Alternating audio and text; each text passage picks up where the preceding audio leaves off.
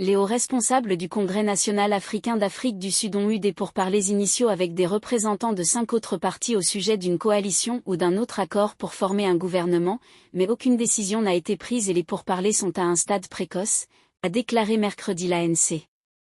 L'Afrique du Sud a été confrontée à une impasse électorale après que l'ANC au pouvoir depuis longtemps a perdu sa majorité de 30 ans lors d'une élection la semaine dernière, mais aucun parti n'a réussi à la dépasser.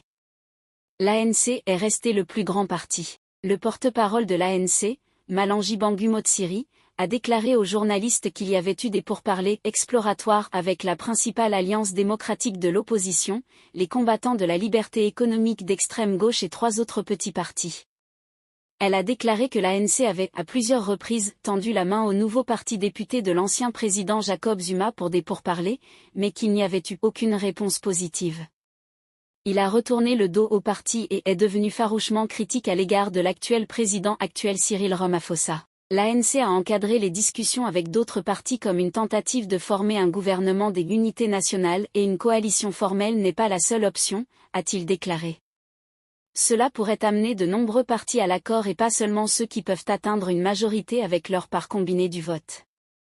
L'ANC pourrait également encore former un gouvernement minoritaire et Bangu Motsiri a déclaré que l'ANC pourrait même envisager de prendre sa place sur les bancs de l'opposition si c'était le mieux pour le pays. L'ANC dit qu'il est prêt à s'engager avec l'un des plus de 50 partis qui ont contesté l'élection de la semaine dernière pour trouver une solution.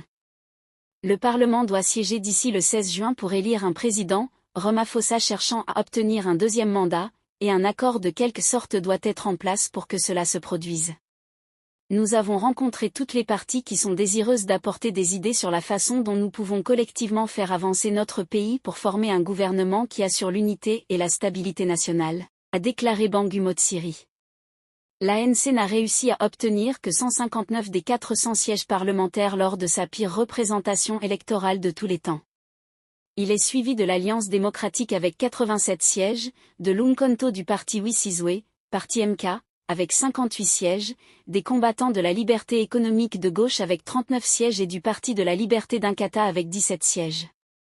Les analystes ont averti que l'ANC risque d'aliéner une partie de sa base clé et traditionnelle en entre dans une coalition avec les 3 principaux partis d'opposition. 2 d'entre eux, les combattants de la liberté économique et le Parti MK, ont été formés en 2013 et 2023, respectivement, après que leurs dirigeants fondateurs se sont séparés de l'ANC. Le parti MK a bien performé aux élections, devenant le 3e plus grand avec 14% du vote national et volant un nombre important d'électeurs traditionnels de l'ANC lors de sa toute première élection près de 6 mois après sa formation. La perspective que l'ANC entre en coalition avec l'ADA devrait faire face à l'opposition de certains membres de l'ANC et des partenaires de l'Alliance, y compris le Congrès des syndicats sud-africaines, COSATU, et le Parti communiste sud-africain. La clé est qu'une coalition soit dirigée par l'ANC et le président Ramaphosa, qu'elle soit progressiste, qu'elle soit biaisée sur les besoins des communautés de la classe ouvrière, qu'elle défende les droits des travailleurs, qu'elle développe l'économie et crée des emplois, qu'elle s'attaque à la criminalité et à la corruption, qu'elle investisse dans les services publics et qu'elle unit la nation, a déclaré le porte-parole de COSATU Matthew Parks. Les tensions possibles avant les pourparlers entre l'ANC et le parti MK étaient déjà apparentes à mesure que les résultats des élections sont devenus clairs, le porte-parole du parti MK ayant déclaré à l'Associated Press que le parti ne négocierait pas avec l'ANC de Ramaphosa. Un haut membre de l'ANC et ancien ministre de la Défense, Siphiou Nyanda, fait partie de ceux qui ont publiquement mis en garde l'ANC contre l'entrée en coalition avec le parti MK de Zuma.